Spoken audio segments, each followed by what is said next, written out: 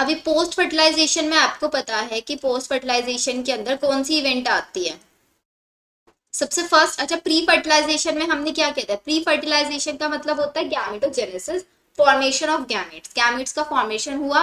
अगर हमने बात की आपका मेल के लिए, तो मेल के अंदर हुआ स्पर्मेटोजेनेसिस, फीमेल के अंदर हमने पढ़ा oogenesis। फिर उसके बाद आया हमारा इवेंट फर्टिलाइजेशन, जिसमें मेल गैमेट और फीमेल गैमेट का हुआ फर्टिलाइजेशन।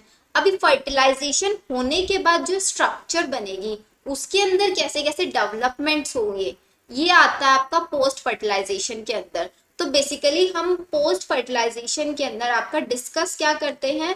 डिस्कस करते हैं हम एम्ब्रियोजेनेसिस। क्या आखिरकार एम्ब्रियो का फॉर्मेशन कैसे होता है। बहुत छोटा सा टॉपिक है, ज्यादा नहीं है इसमें। तो देखो, एम्ब्रियोजेनेसिस का मतलब क्या होता है? Embryogenesis the process by which embryo develop into a foetus. Develop हो जाता है किसके अंदर? फीटस के अंदर। तो एम्ब्रियोजेनेसिस के अंदर क्या होगा? Embryo will develop into a foetus. एक फीटस के अंदर ये आपका डेवलप होगा। तो एम्ब्रियो से फीटस के बीच में बहुत सारी स्टेजेस आती हैं, उन्हीं स्टेजेस को हमें पढ़ना है। सबसे पहले आपका हेडिंग लिखो यहाँ पे, एम्ब्रियोनिक डेवलपमेंट।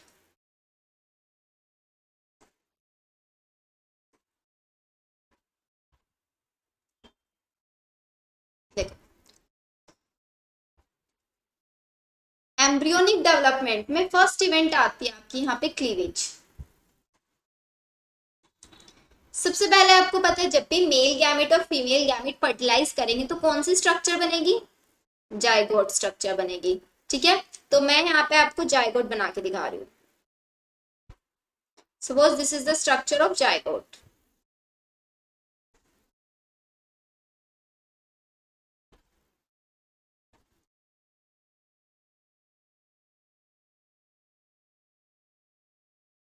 अभी ना इसको देखो, लर्न नहीं करना है आपको कि आप इसको सारी चीजें याद करने बैठो कि पहले क्लीवेज होता है, क्या क्या इसके अंदर स्टेप्स होता है। इनको ना कॉमन सेंस लगा के पढ़ना है। देखो, सबसे पहले आपका जाइगोट है। जाइगोट क्या होता है? आपका एक डिप्लॉइड स्ट्रक्चर होती है, इतना आपका क्लियर है। जाइगोट के जस्ट बाहर होती हैं आपकी दो लेयर्स। जो सबसे इनर वाली ये आपको लेयर दिख रही है, this is your zona pellucida. ये यहाँ पे है जोना पेलुसिडा। एंड उसके बाहर कौन सी लेयर प्रेजेंट थी जब हम इवेंट्स पढ़ रहे थे फर्टिलाइजेशन में? Corona radiata. यही सब थी ना। अंदर है बीच में जायगोट जो कि डिप्लॉइड स्ट्रक्चर है, उसके बाहर जोना पेलुसिडा, एंड जस्ट उसके बाहर आपका कोरोना रेडिएटा। अब इसके अंदर पहला जो डिवीजन होगा आपका, अच्छा ये वाली जो जायगोट वाली स्ट्रक्चर है, अभी फैलोपियन ट्यूब के किस पार्ट के अंदर है ये? एम्फिला के अंदर। बिकॉज हमने देखा था कि एम्फिला के अंदर होता है फर्टिलाइजेशन, फिर एम्फिला के बाद आती है किसके अंदर स्ट्रक्चर? इस्थमस के अंदर। ठीक है, तो यहाँ से स्ट्रक्चर निकल के जाएगी आपकी इस्थमस तक। तो जैसे ही इस्थमस तक जाएगी तो इसके अंदर क्या क्या चेंजेस होंगे? पहली चीज, इसके अंदर होगा फर्स्ट क्लीवेज। फर्स्ट क्लीवेज होगा। एंड फर्स्ट क्लीवेज कब होगा? जिस टाइम पे फर्टिलाइजेशन हुआ, जिस टाइम पे जाइगोट बना, उसके जस्ट 30 आवर्स के बाद। तो आप 30 आवर्स आफ्टर फर्टिलाइजेशन, जैसे ही फर्टिलाइजेशन हुआ तो उसके बाद 30 आवर्स के बाद इसके अंदर फर्स्ट क्लीवेज देखा जाएगा। एंड ये क्लीवेज होगा आपका मेरीडियोनल लॉन्गिट्यूडनल।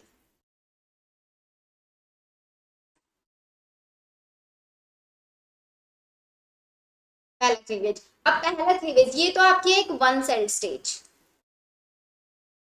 One cell stage. अब वन सेल स्टेज के बाद आपकी बनेंगी टू सेल स्टेज।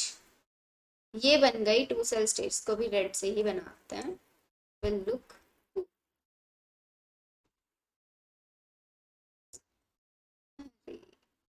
ये देखो,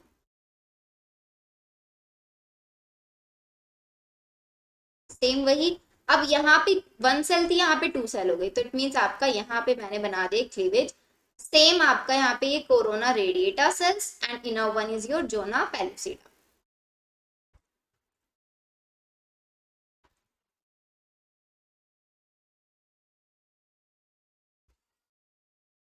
ये हो गया। तो अब हम इसको बोलेंगे टू सेल स्टेज। अभी टू सेल स्टेज के अंदर फिर से डिवीजन होगा। यहाँ पे था आपका फर्स्ट क्लीवेज, अब यहाँ पे होगा इसका second cleavage. And second cleavage कब होगा, इसका टाइम बहुत इंपॉर्टेंट है। फर्स्ट क्लीवेज 30 आवर्स के बाद हुआ, ये अगेन 30 आवर के बाद होगा, मीन्स फर्टिलाइजेशन के टोटल 60 आवर्स हो जाएंगे ना, तो मैं यहाँ पे लिख देती हूँ 60 आवर्स डायरेक्ट। पहले 30 आवर्स के बाद फर्स्ट क्लीवेज हुआ, फिर 30 आवर्स तक फिर वेट करेगा, फिर उसके बाद वो करेगा आपका सेकेंड क्लीवेज। तो लिखो 60 आवर्स आफ्टर फर्टिलाइजेशन।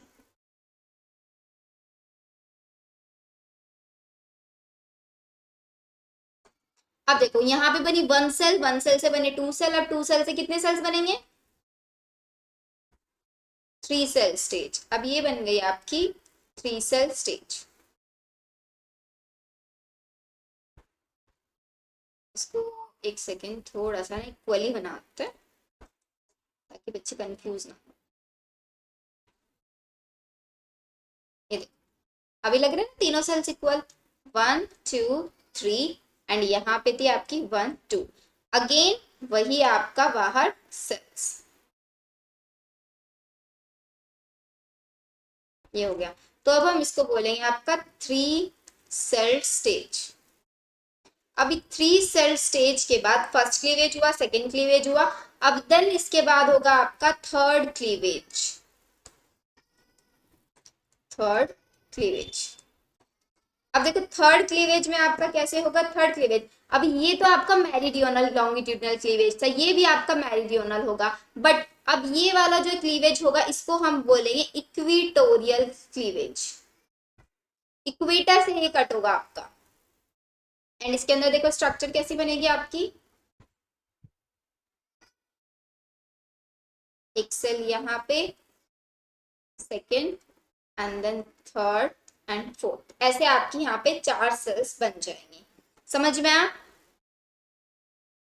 अब एक चीज यहाँ पे ध्यान रखना, क्लीवेज जब भी होगा, क्लीवेज के अंदर दो इंपॉर्टेंट पॉइंट्स आपको ध्यान रखने पड़ते हैं, क्लीवेज और माइटोसिस। इन दोनों में एक बेसिक डिफरेंस ये होता है, जब भी आप माइटोसिस कराते हो तो माइटोसिस में साइटोप्लाज्मिक कंटेंट भी चेंज होता है। न्यूक्लियर मटेरियल तो चेंज होता ही होता है, लेकिन उसके साथ साथ साइटोप्लाज्मिक कंटेंट भी चेंज होता है। बट जब आप क्लीवेज करा रहे हो यहाँ पे आपका सिर्फ न्यूक्लियर मटीरियल इंक्रीज होगा, nuclear material increases but cytoplasmic content will remain same. Cytoplasmic content same or we can say constant. ये क्लीवेज में और आपके नॉर्मल सेल डिवीजन में डिफरेंस होता है। तो पहला हमारा जो डिवीजन है यहाँ पे वो होगा आपका क्लीवेज। अभी 4 सेल स्टेज बन गई है आपकी यहाँ पे। 4 सेल स्टेज के बाद देखना क्या क्या आपके यहाँ पे डिविजन्स होंगे। ये आपकी मैं 4 सेल स्टेज यहाँ पे फिर से बना रही हूँ बिकॉज हमें उसके अंदर फिर से डिविजन्स दिखाने हैं।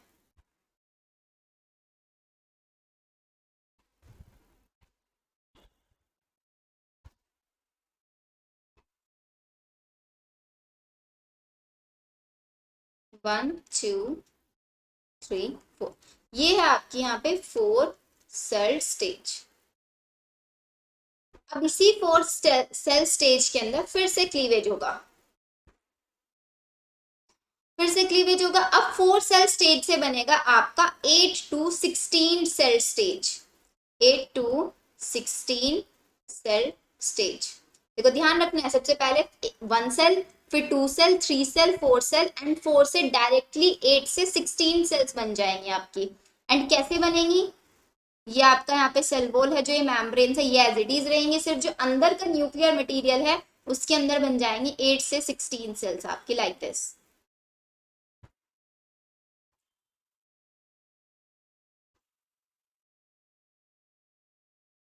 ऐसे आपकी बनेंगी एंड एक अंदर की साइड लेयर बनेगी ये।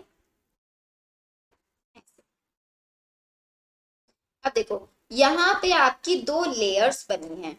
एक ये सपोज करो एक सेल आपकी ये है, एक सेल ये, इन दोनों सेल्स के बीच में होता है टाइट जंक्शन। इनके बीच में क्या होता है, टाइट जंक्शन होता है। एंड इस जंक्शन का काम क्या होता है कि जो न्यूक्लियर मटेरियल है उसको कोई भी लीकेज ना हो जाए कहीं से भी, तो ये टाइट जंक्शन, बिकॉज दो सेल्स आपस में टाइटली पैक्ड होती हैं टू प्रिवेंट द लीकेज। तो यहाँ पे आप लिख सकते हैं इट प्रिवेंट लीकेज। ठीक है, लीकेज को इन्होंने प्रिवेंट किया। अब ये अंदर वाली जो लेयर है, देखो एक लेयर बाहर की साइड बन रही है, एक लेयर अंदर की साइड बन रही है, बट इनके अंदर, इनके पास हम बोल सकते हैं ऐसा कोई टाइट जंक्शन नहीं होता है, क्योंकि टाइट जंक्शन के अंदर वाली लेयर है। तो यहाँ वाला जो आपके ये जंक्शंस हैं, इन जंक्शंस को हम बोलते हैं गैप जंक्शंस। गैप जंक्शन का मतलब क्या होता है? They allow exchange of material, allow exchange of material. Materials का एक्सचेंज ये आपका अलाउ करती हैं इजीली। ठीक है, एंड इस अरेंजमेंट को, जो एक बाहर की साइड लेयर बन रही है, एक अंदर की साइड लेयर में, इस स्ट्रक्चर को तो हम बोलेंगे आपका मोरूला। एंड मोरूला के अंदर बनता है फंक्शन जिसको हम बोलते हैं कॉम्पैक्शन। कॉम्पैक्शन का मतलब होता है कि जितनी भी ये सेल्स बनी हैं 8 से 16, ये सारी की सारी सेल्स अपने आप को इस अकॉर्डिंगली अरेंज कर लेंगी कि एक तो बन जाएगी आउटर लेयर और एक बन जाएगी इनर लेयर। तो कॉम्पैक्शन का मतलब क्या होगा? Cells arrange themselves into outer layer and inner layer। अब यहाँ पे एक चीज आपको ध्यान रखनी है, जो आपका सपोज पहली वाली स्ट्रक्चर थी आपकी, दिस वन जाइगोट, तो क्या जाइगोट के साइटोप्लाज्मिक कंटेंट में और आपके मोरूला के साइटोप्लाज्मिक कंटेंट में कोई चेंज आया है? कोई चेंज नहीं आया ना। जितना साइटोप्लाज्मिक कंटेंट वहां था, सेम साइटोप्लाज्मिक कंटेंट यहाँ है। रीजन, बिकॉज हम यहाँ पे सिर्फ क्लीवेज करा रहे हैं। तो यहाँ पे हम लिख सकते हैं ना, साइटोप्लाज्मिक कंटेंट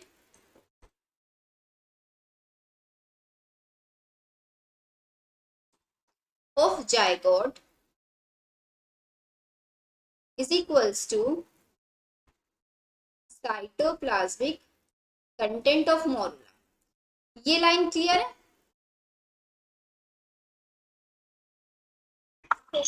चलो, अब हमारा बन गया मोरूला, तो इसी को हम बोलते हैं formation of morula. This process is known as morulation. अगर आपसे क्वेश्चन ये भी पूछा जाए कि मोरूला कहाँ से बनता है, मोरूला 4 सेल स्टेज से बनता है। मोरूला 4 सेल स्टेज से बनता है। जो आउटर लेयर होती है उसके अंदर टाइट जंक्शंस होते हैं to prevent leakage, but inner layer के अंदर होते हैं gap junctions to allow exchange of materials. Done. अब मोरूलेशन के बाद नेक्स्ट की आती है क्या? ब्लास्टुलेशन। इसको मैं यहीं पे बना के दिखा रही हूँ, बिकॉज ये स्ट्रक्चर ही तो फिर से रिपीट करनी पड़ेगी हमें।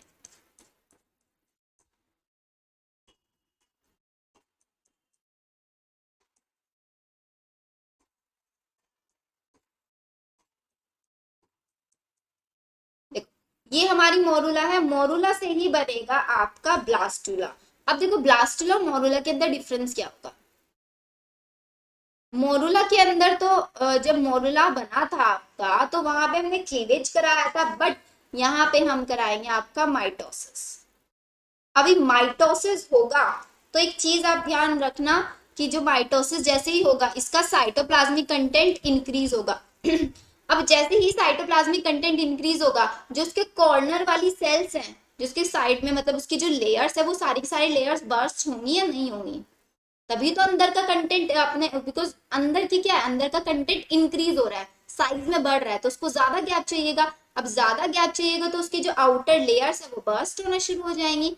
तो अब जैसे ही मोरूला से बनेगा आपका ब्लास्टुला, तो आपके मोरूला के बाहर जो लेयर प्रेजेंट थी, जोना पेलुसिडा और आपकी कोरोना रेडिएटा, वो दोनों की दोनों हो जाएंगे गायब यहाँ पे।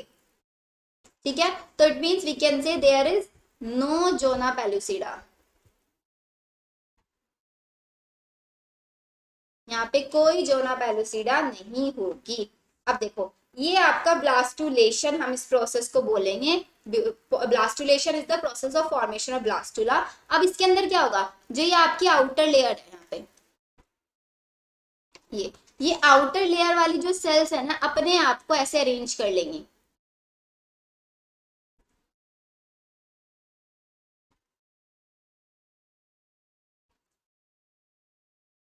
इन्होंने कर लिया अपने आप को अरेंज, एंड इन्हीं सेल्स को हम आपका बोलेंगे क्या, cells of Rauber. These are known as cells of Robber.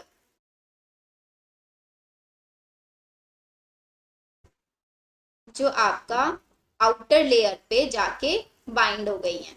फिर इसके बाद जो इनर वाली लेयर्स थी वो आपका बना लेंगे इनर सेल मास. ये बन गया यहाँ पे inner cell mass. Inner cell mass ही आपका बनेगा क्या, फाइनली जाके एम्ब्रियो. इनर सेल मास से ही आपके एम्ब्रियो का फॉर्मेशन होगा, एंड इनको हम बोलते हैं क्या, ट्रोफोब्लास्ट. जो ये लेयर है, जिस लेयर के ऊपर सेल्स ऑफ रॉबर प्रेजेंट है, this layer is known as trophoblast. बताओ ये समझ में आ रहा है. फिर इसके जस्ट ऊपर की साइड, इनर सेल मास के ऊपर की साइड एक और कैविटी प्रेजेंट होती है. इस कैविटी को हम बोलते हैं blastocoel. This cavity is known as blastocoel. देखो फिर से सुनो, आपका मोरुला से बन रहा है ब्लास्टुला. जैसे ही ब्लास्टुला बनेगा तो मोरुला की जो आउटर लेयर है वो तो बना लेगी आपकी सबसे आउटर लेयर ही ट्रोफोब्लास्ट. उसके अंदर प्रेजेंट हो जाएंगे सेल्स जिनको हम बोलते हैं सेल्स ऑफ रॉबर, एंड इसके साथ साथ हम इनको ग्लू सेल्स भी बोलते हैं. इसके साथ साथ हम इनको ग्लू सेल्स भी बोलते हैं. ग्लू सेल्स हम इनको क्यों बोलेंगे, जब इम्प्लांटेशन करेंगे अपना एंडोमेट्रियम के अंदर तो वहां पे इम्प्लांट होने में हेल्प करते हैं, आपके वहां पे इम्प्लांट होने में रोल प्ले करते हैं. और ये जो कैविटी है इसको बोलेंगे ब्लास्टोसील. जो अंदर वाला कंटेंट है जिसको एम्ब्रियो का फॉर्मेशन करेगा इसको हम बोलेंगे इनर सेल मास. तो ये आपकी जो ब्लास्टुला बना है यहाँ पे, या फिर ब्लास्टोसिस्ट हम इसको भी बोल सकते हैं, ब्लास्टोसिस्ट. तो ये आपका कितना सेल, ये तो 8 to 16 था, अब ये होगा आपका 32 to 64 सेल स्टेज. बताओ ये क्लियर हुआ यहां तक. अब इसके बाद फाइनली क्या होगा, ब्लास्टुला का हो जाएगा इम्प्लांटेशन. ब्लास्टुला का ही होगा क्या, इम्प्लांटेशन. अब देखते हैं इम्प्लांटेशन कैसे होता है. सबसे पहले तो हमें पता होना चाहिए इम्प्लांटेशन होता क्या है. Implantation is the attachment of blastocyst. Blastocyst जब जाके अटैच हो जाता है विद द यूट्रस लेयर, जो यूट्रस की सबसे इनरमोस्ट लेयर होती है दैट वन इज एंडोमेट्रियम, उसके साथ जाके वो अटैच हो जाता है.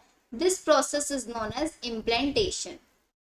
Attachment of blastocyst with endometrium. And ये इम्प्लांटेशन कब होता है, 7th डे आफ्टर फर्टिलाइजेशन.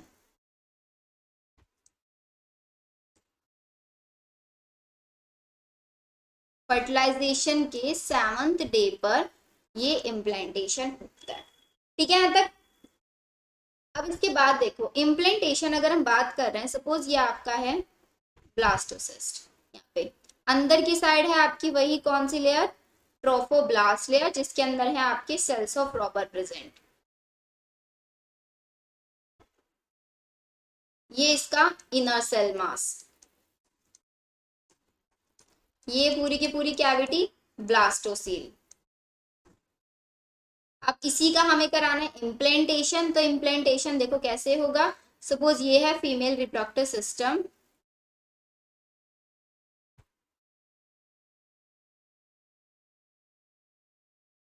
ये यूट्रस, तो ये जाके इम्प्लांट हो जाएगा कहाँ पे, सबसे पहले इधर साइड आएगा.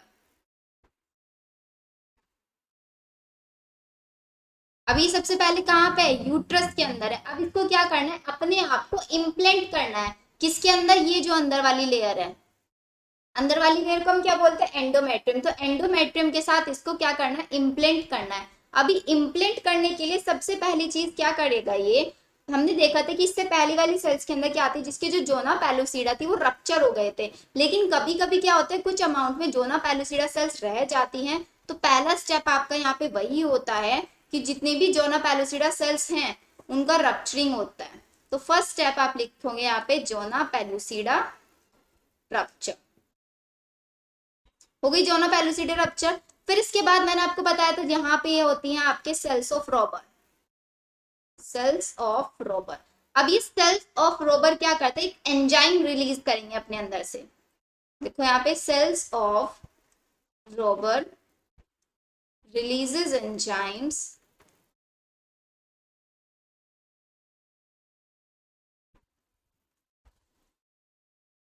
विच कैन ब्रेक एंडोमेट्रियम, जो क्या करेंगे, जो एंडोमेट्रियम वाली लेयर है इसको ब्रेक करेंगे, तभी तो यूट्रस के अंदर जाके इम्प्लांट होंगे।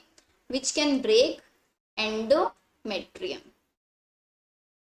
एंड एंजाइम कौन से होते हैं यहाँ पे आपके, एंजाइम होते हैं आपके जो प्लाज्मोलाइसिस कराते हैं, प्लाज्मोलाइजेस, प्लाज्मोलाइसिस कराने वाले एंजाइम। अब एंडोमेट्रियम हो गई है ब्रेक। अब ब्रेक होने के बाद आएगा आपका third step, blastocyst, enter inside endometrium, inside endometrium. Then इसके बाद फोर्थ वन स्टेप आपका क्या आता है, एक चीज आपने सुना होगा एक्टोपिक प्रेगनेंसी के बारे में। एक्टोपिक प्रेगनेंसी हमेशा क्या होती है, उस प्रेगनेंसी को हम बोलते हैं जब आपका ब्लास्टोसिस्ट यूट्रस की लाइनिंग्स में इम्प्लांट ना होके किसी और साइट में जाके इम्प्लांट हो जाता है, उस प्रेगनेंसी को हम बोलते हैं एक्टोपिक प्रेगनेंसी, जो कभी भी सक्सेसफुल नहीं होती है। तो एक्टोपिक प्रेगनेंसी के ऊपर भी क्वेश्चन आ जाता है, इसको भी लिख लो। व्हेन इम्प्लांटेशन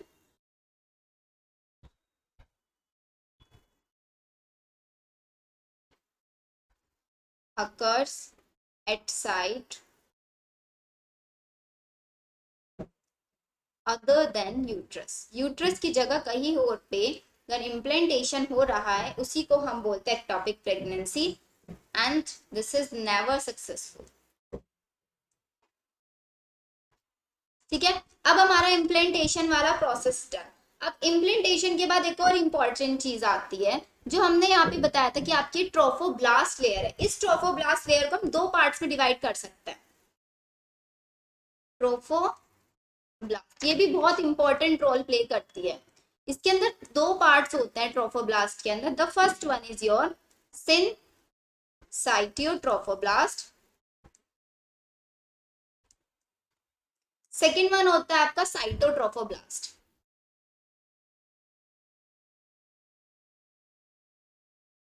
इन दोनों का काम क्या होता है, सिनसाइटियोट्रोफोब्लास्ट का काम सिर्फ इतना होता है, ये आपका एचसीजी हार्मोन को रिलीज करती है।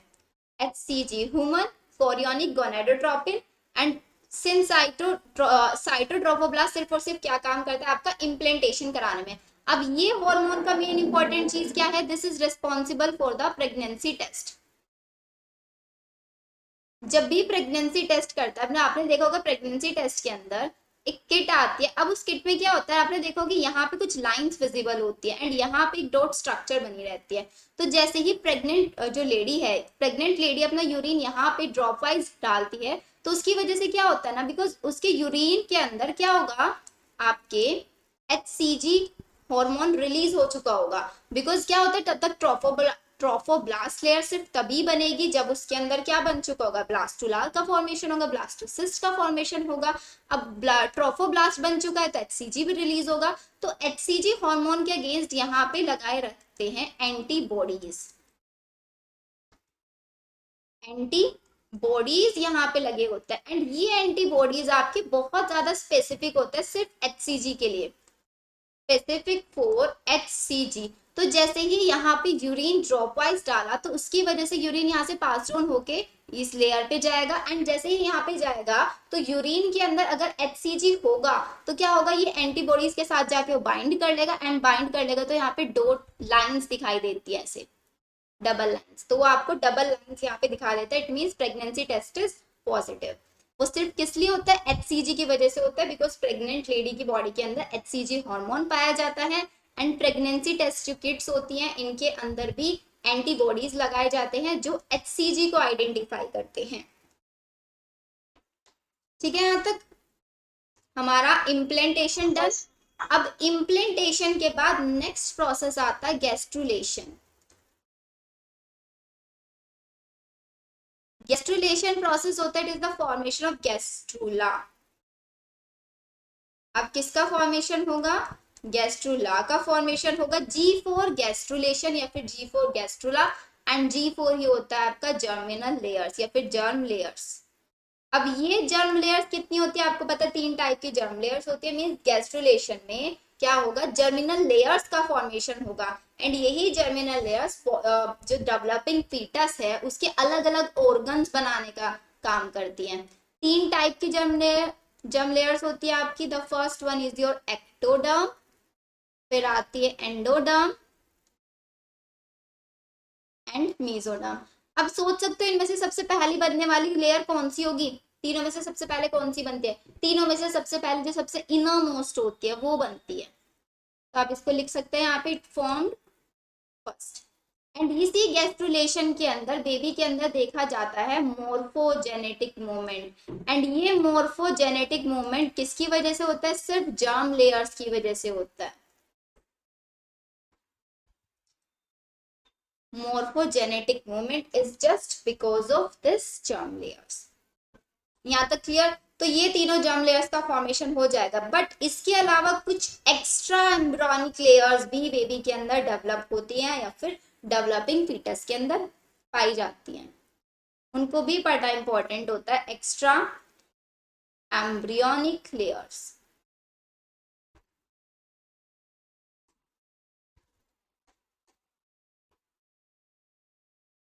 अब देखो, एक्स्ट्रा एम्ब्रियोनिक लेयर में आपको पता है 4 लेयर्स होती है। The first one is your Korean, allantois,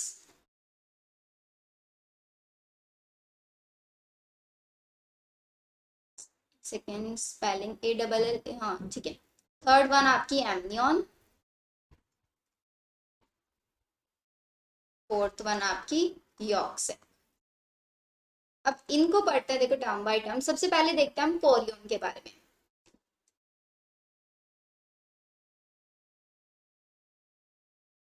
Korean layer में आपको हमेशा याद रखना है कि कोरियन हमेशा क्या करती है? जो डेवलपिंग फीटस है उसके अंदर प्लेसेंटा फॉर्मेशन का हेल्प करती है। तो रिस्पॉन्सिबल किस चीज के लिए है? ये प्लेसेंटा फॉर्मेशन के लिए, responsible for placenta formation.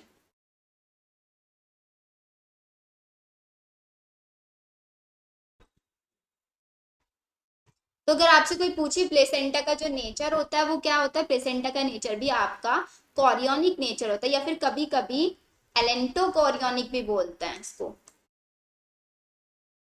एलेंटो chorionic भी क्यों बोलते हैं? क्योंकि आप देखोगे एलेंटॉइज वाली जो लेयर होती है ना बेबी के एक्सक्रीशन में हेल्पफुल होती है। अब एक्सक्रीशन भी कौन कराएगा? आपका प्लेसेंटा ही कराएगा। तो इसलिए हम बोल देते हैं कि प्लेसेंटा का जो नेचर होता है एलेंटो कॉरियोनिक होता है। ठीक है, इतना हमारा। अब प्लेसेंटा का काम क्या होता है? प्लेसेंटा सबसे पहले क्या है? कनेक्शन है between mother and foetus. So it is a connection between mother and foetus.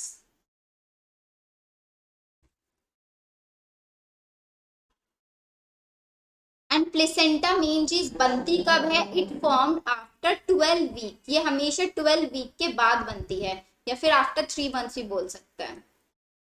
Form after 12 weeks, fertilisation के 12 वीक्स के बाद ये बनेगी। एंड इसका इंपॉर्टेंट काम क्या होता है? It is responsible for exchange of gases, nutrients and collection of waste. Waste का कलेक्शन भी करने का। एंड प्लेसेंटा एक और इम्पोर्टेंट काम करती है। प्लेसेंटा आपका इनहिबिट करती है जो आपका मैटरनल ब्लड है और जो फीटल ब्लड है उन दोनों को सेपरेट रखने का भी काम करती है। क्योंकि मैटरनल ब्लड का प्रेशर अलग हो सकता है और फीटल का ब्लड प्रेशर अलग होता है, तो दोनों के दोनों आपस में मिक्सअप ना हो इस चीज को भी मेंटेन करता है प्लेसेंटा। ठीक है, इसके साथ साथ प्लेसेंटा कुछ हॉर्मोन्स भी सिक्रीट करता है। इट सिक्रीट हॉर्मोन्स जैसे कि आपका HPL एंड HCG। HCG आपको पता है प्रेगनेंसी टेस्ट के लिए जो है रिस्पॉन्सिबल होता है। दोनों की फुल फॉर्म्स आप लिख लो। HPL होता है आपका human placental lactogen. HCG human chorionic gonadotropin.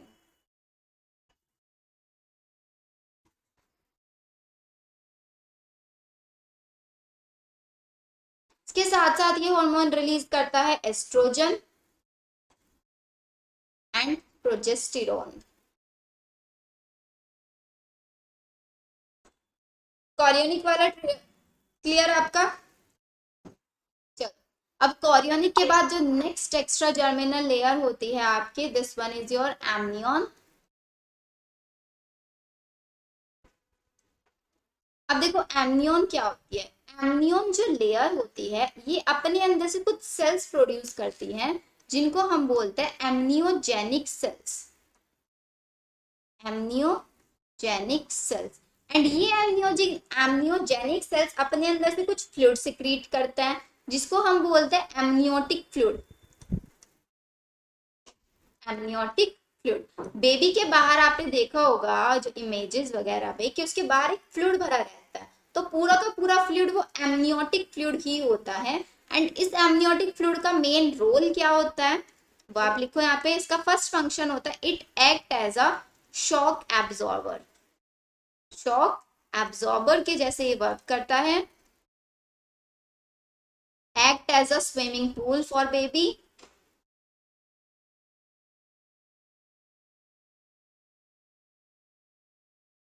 And it prevent embryo from desiccation.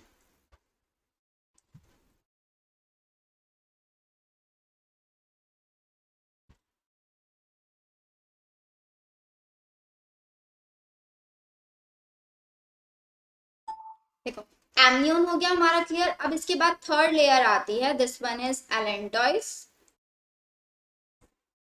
Allantois. And fourth one is your yolk sac. Allantois और यॉर्क सैक का कोई ज्यादा मेजर फंक्शन नहीं है। एलेंटॉइस का फंक्शन आप लिख सकते हो, it helps in the excretion of foetus. And yolk sac का काम होता है formation of blood. Formation of blood को क्या बोलते हैं? Formation of blood is known as hemopoiesis.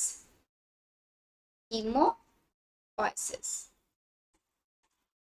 तो ये हुआ आपका एम्ब्रियो डेवलपमेंट। अब एम्ब्रियो को डेवलप होने के लिए टोटल कितना पीरियड लगता है उसको हम बोलते हैं आपका गेस्टेशन पीरियड। अब गेस्टेशन पीरियड कितने मंथ्स का होता है? गेस्टेशन पीरियड होता है टोटल 9 मंथ्स का, ठीक है, या फिर 38 वीक्स का होता है ये आपका।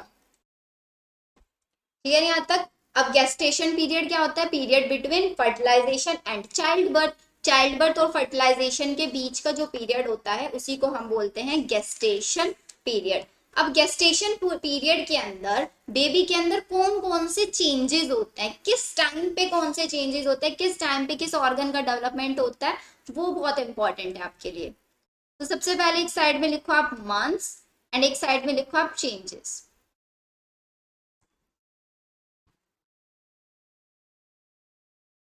फर्स्ट मंथ, अगर हम बात कर रहे हैं सबसे end of the first month के एंड पे क्या होता है? Eight the end of first month,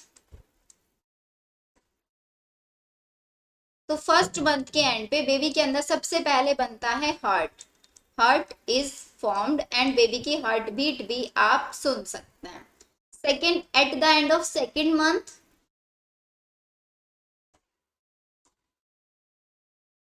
second month, तो सेकेंड मंथ के एंड में क्या होता है? बेबी के अंदर लिम्स एंड डिजिट्स का मीन्स हैंड्स, लेग्स और फिंगर्स, इन सब का फॉर्मेशन होने लग जाता है।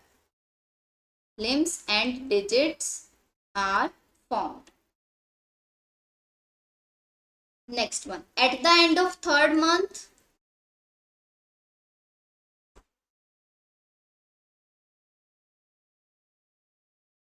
थर्ड मंथ के एंड में क्या होता है? जितने भी बॉडी के मेजर ऑर्गन्स हैं उन सब का डेवलपमेंट होने लग जाता है। All major organs are formed. And इसके साथ साथ एक और चीज होती है, क्या होता है? प्लेसेंटा का डेवलपमेंट होता है। देखा था ना हमें अभी, प्लेसेंटा 12 वीक्स के बाद फॉर्म होने लग जाता है।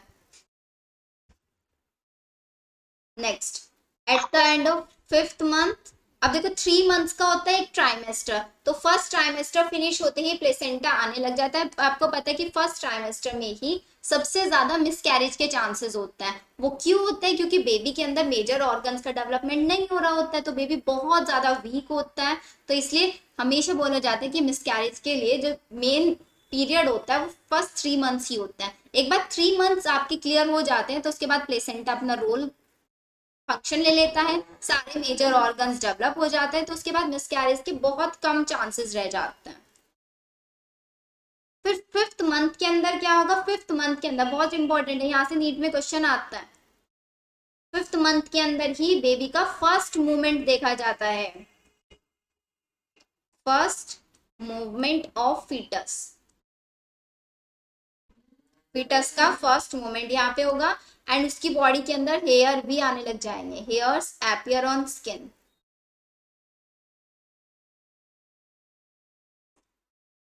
फिर आता है आपका सिक्स्थ मंथ। सिक्स्थ मंथ के अंदर क्या होगा? सिक्स्थ मंथ में उसकी जो आईलिड्स हैं वो सेपरेट होने लग जाएंगी, eyelids separate, and then hairs आ जाएंगे उसके हेड्स पे भी, hair on head.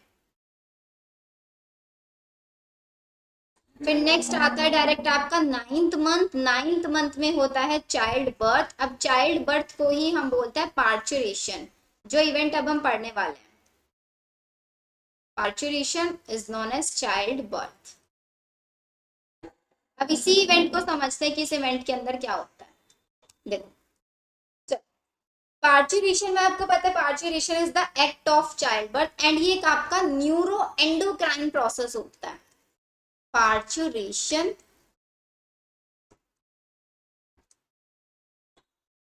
This one is a neuro endocrine process. ये बहुत इंपॉर्टेंट कि ये कैसा प्रोसेस है, यहां से भी आपका जनरली क्वेश्चन आ जाता है। Neuro endocrine process. अब न्यूरो एंडोक्राइन प्रोसेस हम इसको क्यों बोलते हैं? इसके पीछे कुछ ना कुछ रीजन तो होगा, नहीं होगा? न्यूरो का मतलब क्या होता है? Nervous system. तो आपके इस प्रोसेस को नर्वस सिस्टम भी हैंडल करता है, नर्वस सिस्टम भी हैंडल करता है, as well as endocrine system भी हेल्प करता है इसमें। Endocrine means hormonal control, hormonal system. जब दोनों सिस्टम एक साथ वर्क करता है उसी सिस्टम को हम बोलते हैं न्यूरो एंडोक्राइन प्रोसेस।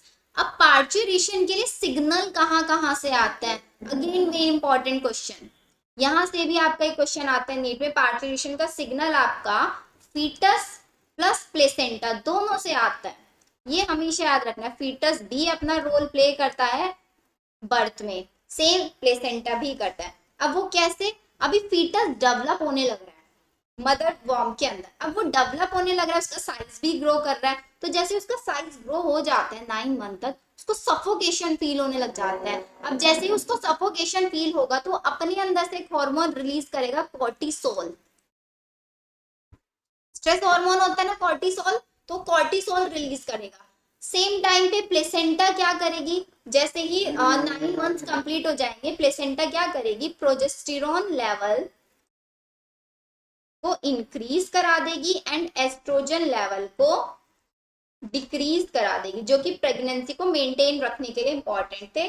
तो अपोजिट कर देगी, प्रोजेस्टेरॉन का लेवल अप कर देगी, एस्ट्रोजन का लेवल डाउन कर देगी। जैसे ही ये दोनों के दोनों सिग्नल्स मदर की बॉडी के अंदर जनरेट होंगे, तो ये सारे के सारे सिग्नल्स मिलके क्या जाएंगे? मदर की पोस्ट पिट्यूटरी पे जाके एक्ट करेंगे, पोस्ट पिट्यूटरी के ऊपर एक्ट करेंगे, एंड वहां से रिलीज कराएंगे ऑक्सीटोसिन हार्मोन।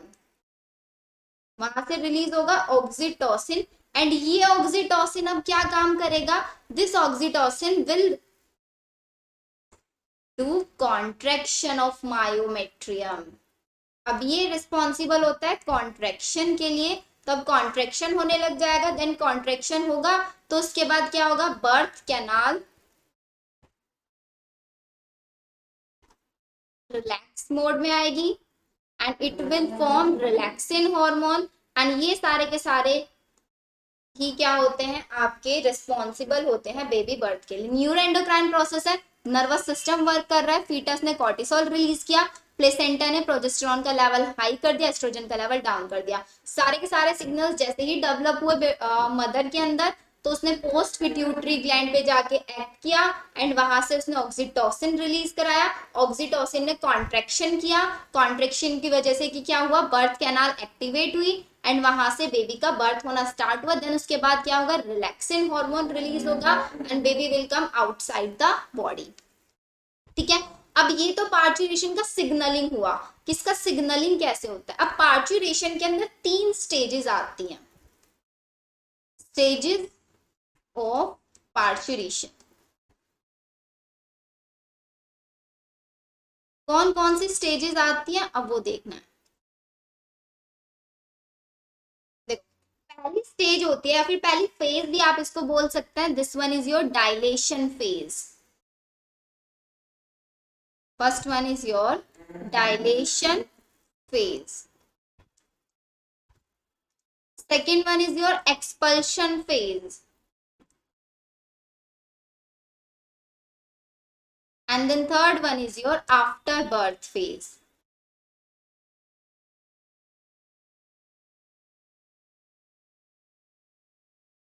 अब देखो इन तीनों इवेंट्स में क्या होता है, डायलेशन प्रोसेस में क्या होता है, सबसे पहले देखो डायलेशन के अंदर सबसे पहले होगा रिलैक्सिन हार्मोन का रिलीज। रिलैक्सिन हार्मोन क्या करेगा, डायलेट करेगा। किसको डायलेट करेगा, यहाँ पे बर्थ कैनाल को, जिसके थ्रू पार्चुरेशन प्रोसेस होना है। बर्थ कैनाल क्या होती है, अच्छा बर्थ कैनाल हम किसको बोलते हैं, सर्विक्स प्लस वेजाइना। तो ये बर्थ कैनाल का करेगा सबसे पहले डायलेशन। फिर इसके बाद जो हमने देखा एमनियोटिक कैविटी एक बनी हुई थी, जो एमनियोन लेयर थी उसके अंदर एमनियोजेनिक सेल्स थी जो एमनियोटिक फ्लूइड रिलीज कर रही थी। तो वहां से वो एमनियोटिक कैविटी आपकी क्या हो जाएगी, बर्स्ट हो जाएगी। तो एमनियोन बर्स्ट हो जाएगा and amniotic fluid will come outside the body. तो सबसे पहले एमनियोटिक फ्लूइड रिलीज होगा जिसके अंदर बेबी स्विम करता था। ठीक है, फिर इसके बाद आया एक्सपल्शन फेज। एक्सपल्शन फेज में क्या होगा, अब एक्सपल्शन फेज में रिलीज होगा ऑक्सीटोसिन। ऑक्सीटोसिन क्या करेगा, एक विगोरस कॉन्ट्रेक्शन कराएगा मायोमेट्रियम के अंदर। मायोमेट्रियम क्या थी, मायोमेट्रियम जो मिडिल वन लेयर होती है यूट्रस की, आउटर वन थी पेरीमेट्रियम, फिर उसके अंदर वाली थी मायोमेट्रियम एंड सबसे इनर वन वाली कौन सी थी, एंडोमेट्रियम। तो उसका विगोरस कॉन्ट्रेक्शन कराएगा for the parturition process. So oxytocin is responsible for causing vigorous contraction of myometrium।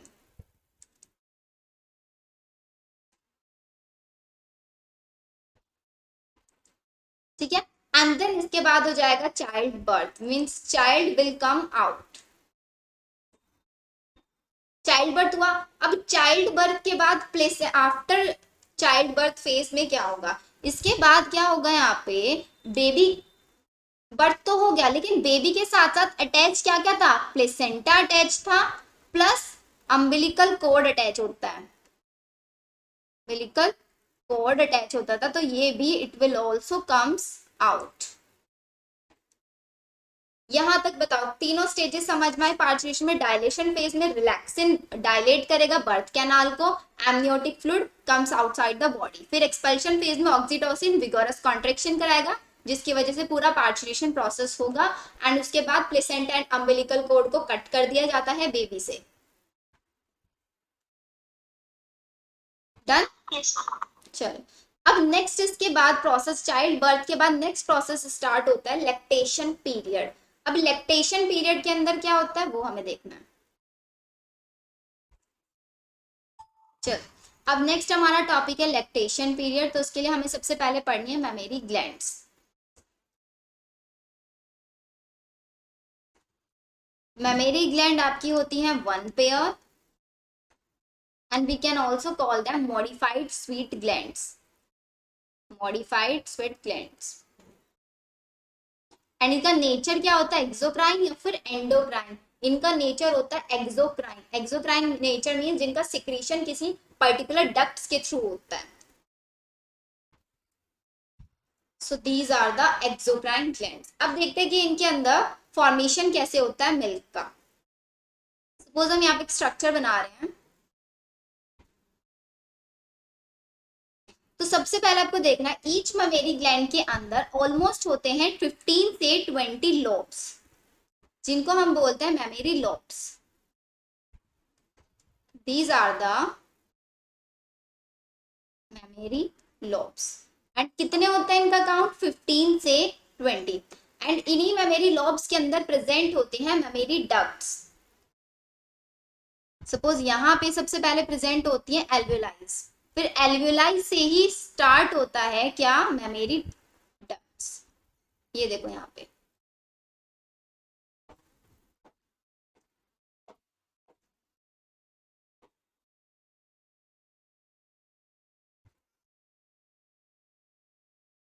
So these are the alveoli. Alveoli का फंक्शन क्या होता है, एल्वेलाई का फंक्शन होता है synthesis and storage of milk. Milk का synthesis करती है ये, plus storage of milk.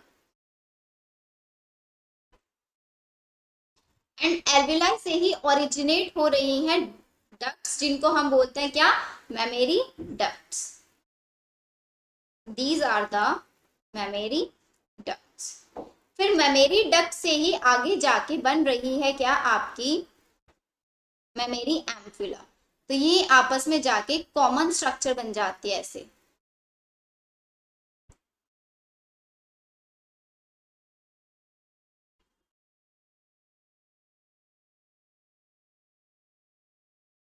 But इससे पहले ना मेमोरी डक्ट के बाद एक और ट्यूब्यूल्स आती है छोटी छोटी, जिनको बोलता है मेमोरी ट्यूब्यूल, जो सभी की सभी जाके ओपन होती है एम्फिला के अंदर। तो इससे पहले आती है आपकी मेमोरी ट्यूब्यूल्स, एंड ट्यूब्यूल्स के बाद एक स्वेलन लाइक स्ट्रक्चर होती है जिसको हम बोलते हैं आपका एम्फिला। फिर एम्फिला कॉमनली जाके ओपन होती है एक डक्ट के अंदर। तो इस कॉमन डक्ट को हम बोलेंगे क्या lactiferous duct. This is known as lactiferous duct. And then lactiferous duct के बाद डायरेक्टली मिल्क आउट होता है फ्रॉम द निपल्स। तो अगर हम यहाँ पे मिल्क के पाथवे की बात करें, तो मिल्क के पाथवे में सबसे पहले स्टार्ट होगा कहाँ से, मेमोरी लोब से। मेमोरी लोब के बाद एल्वेलाई क्या करेंगी, सिंथेसिस करेंगी मिल्क का। देन उसके बाद मिल्क आएगा किसके अंदर, मेमोरी डक्ट के अंदर। देन मेमोरी ट्यूब्यूल्स, फिर ट्यूब्यूल्स के बाद आएगा ampulla, then lactiferous duct and it is out from the body through the nipples. तो ये पूरा का पूरा पाथवे होता है फॉर द सिक्रीशन और पासिंग आउट ऑफ मिल्क। अब इस चीज को रेगुलेट कौन करता है, इसको रेगुलेट करने के लिए होता है hormonal regulation. Hormonal regulation.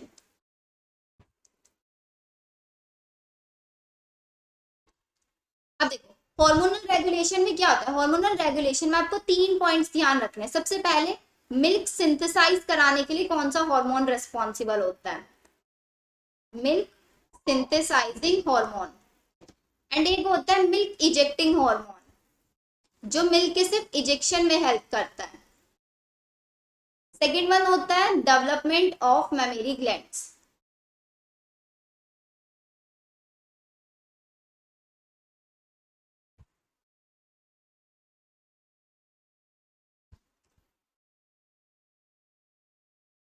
Milk synthesising hormone होता है आपका प्रोलैक्टिन, एंड मिल्क इजेक्टिंग होता है ऑक्सीटोसिन।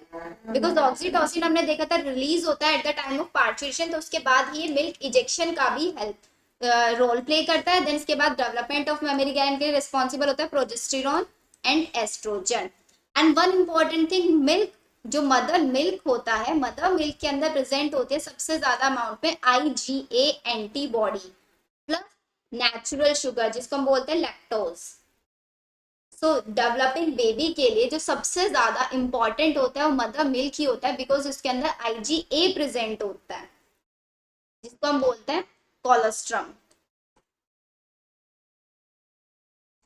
इसके अंदर प्रेजेंट होता है क्या, natural sugar, this one is lactose. Clear यहां तक सारा?